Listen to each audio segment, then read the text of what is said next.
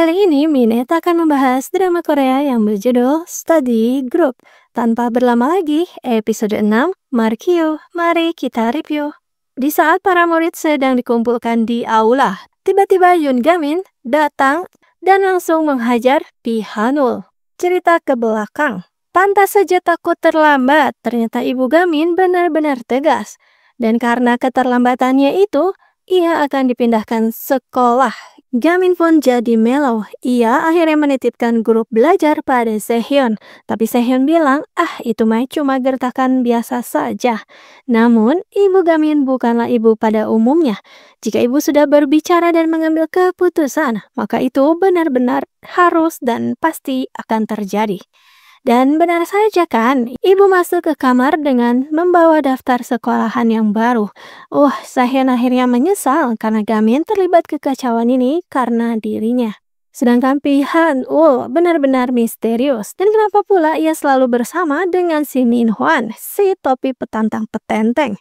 Si topi inilah yang sesungguhnya licik, entah otaknya terbuat dari apa. Ia ternyata mudah mengadu domba dan juga sangat keji. Dan benar saja, esok harinya ibu mendatangi sekolah untuk segera memindahkan Gamin. Gamin hanya bisa tertunduk lemas, sedangkan grup belajar jadi panik. Tapi Sehyun menjelaskan jika di kota ini tak akan ada yang mau menerima Gamin sebagai muridnya. Karena dia murid pindahan STM Yusong yang terkenal badung. Terlebih nilainya pun anjlok. Grup pun langsung pede. Tapi ternyata Ibu Gamin malah mengatakan, jika di kota ini tak ada yang mau menerima Gamin, maka mereka akan segera ke Seoul. Ibu Satset langsung mencari tempat tinggal di Seoul. Keadaan sungguh kacau. Grup jadi panik lagi.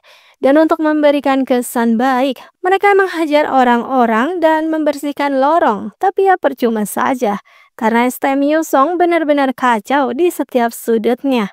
Dan jurus terakhir adalah menghalau kepergian mobil yang ditumpangi ibu dan anak itu. Haewon sampai sempat-sempatnya mengaku jika ia sedang hamil bayinya Gamin. Tapi ya tentu tak mempan lah, ngawur bener.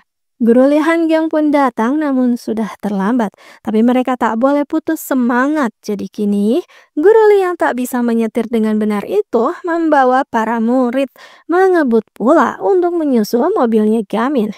Cowok-cowok mah ketakutan, tapi yang cewek malah excited. Seru cenah. Bahkan si Go Chujang pun sampai muntah. Tapi tiba-tiba mobil mereka malah dihadang oleh sekelompok pemotor yang ternyata adalah anak STM Yusong juga. Tujuan mereka adalah agar Lee Han-gyong tak menyusul mobilnya Gamin. Karena agar Gamin tetap pindah saja. Karena kekuatannya itu tak manusiawi.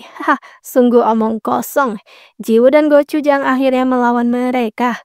Sedangkan di mobil, Haewon dan Sehyun masih seperti biasa. Mereka melempem ketakutan. Tapi tujuan mereka harus tetap berjalan. Jadilah Jun membiarkan yang lainnya untuk pergi. Dan ia sendiri yang akan menghadapi anak-anak berandalan itu. Han-gyong pun langsung tancap gas. Grup akhirnya sampai sebelum Ibu Gamin menandatangani kontrak pindah rumah. Dan untuk meyakinkannya lagi, Lee Han-gyong pun akhirnya menampakkan diri. Ibu Gamin terkejut karena bisa melihat Han-gyong lagi, yang adalah guru lesnya Gamin saat SMP dulu. Sedangkan di jalanan, kini Go Chujang versus banyakan. Sungguh berani, padahal skillnya Go Chujang pun tak mumpuni. Tapi itu tak masalah karena Gamin adalah temannya. Dan ternyata Go Chujang pernah ditanya, kenapa sih dia segitu ngebetnya dengan peringkat pertarungan? Jun pun menjawab, sebetulnya ia tak terlalu peduli. Ia hanya ingin bertemu teman dekatnya lagi. Di mana baru bisa bertemu saat ia sudah ada di tingkat atas.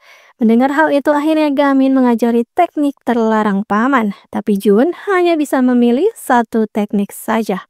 Dan kini Jun dengan percaya diri yang tinggi, ia lalu mempraktekkan teknik itu. Gaya mah sudah sama persis dengan Gamin. Tapi usaha mengkhianati hasil.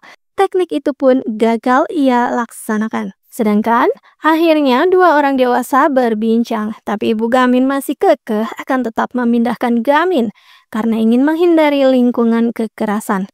Hangyong tak mengerti kenapa ibu malah menghindar. Bukankah dulu ibunya Gamin yang sudah mengajarinya untuk melawan ketidakadilan? Ternyata dulu Hangyong pernah mendapat nasihat itu ketika ibu guru panutan Hangyong telah tiada dengan cara yang tak adil. Justru dengan nasihat itulah Hangyong kini berani datang ke STM Yusong. Jadi meminta ibu untuk percaya pada anak-anak karena anak-anak sangat menginginkan Gamin dan memberitahu juga jika kini mereka sedang membuat kelompok belajar.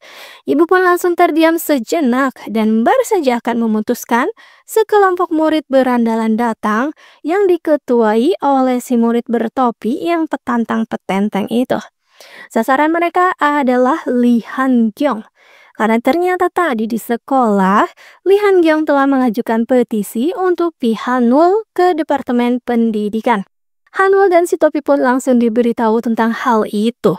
Han-kyung tak gentar meski mereka telah dikepung oleh murid-murid berandalan itu. Karena menolak untuk ikut bersama si topi petantang petenteng, para berandalan itu pun maju bersiap menghajar Han-kyung. Tapi, ada kejutan di sini karena pukulan itu dihalau oleh ibunya Gamin. Ibu bukan sembarang ibu, karena Gamin ternyata mewarisi kekuatan dari ibunya yang seorang direktur asosiasi taekwondo. Wah, benar-benar keluarga keren. Akhirnya tawuran terjadilah di dalam kafe itu. Ibu memberi pelajaran pada anak-anak berandalan itu. Gamin, ibu, dan Jiwoo, tiga orang itu melawan banyaknya orang. Tapi si topi petantang petenteng berani sekali menembakkan pistolnya yang hampir mengenai Lee Han-kyung. Han-kyung pun syok berat. Ibu Gamin ingin melindungi Han-kyung, tapi naas, si Min-hwan malah terus menembak ke arah kaca pula. Ibu pun seketika tak sadarkan diri karena terkena puing-puing kaca itu hingga kepalanya terluka. Titisan Dajjal memang si topi petantang petenteng ini. Bikin kesel. Hari jadi gelap bagi Gamin. Marahnya sudah diubun-ubun. Ia langsung fokus menuju ke si Hanwol dan bersiap menghajar. Tapi ternyata dihalau oleh penjaganya Hanwol. 3 pilar Pi Hanwol. Kini akhirnya mereka pun berhadapan dengan Gamin yang seorang diri. Gamin itu sedang gelisah. Jadi ia sempat kalah melawan 3 orang itu.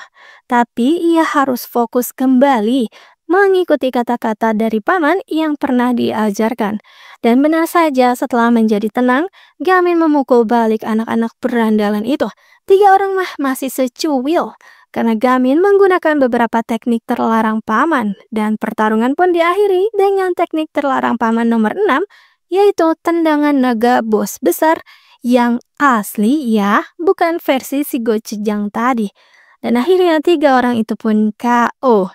Sebetulnya Gamin jadi menyalahkan diri sendiri. Ibu tidak akan menjadi seperti ini jika ia sama sekali tak datang ke sekolah ini.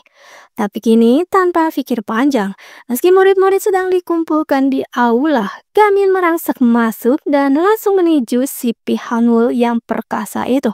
Gamin telah dibutakan kemarahan dan episode 6 pun berakhir dengan seru begitu.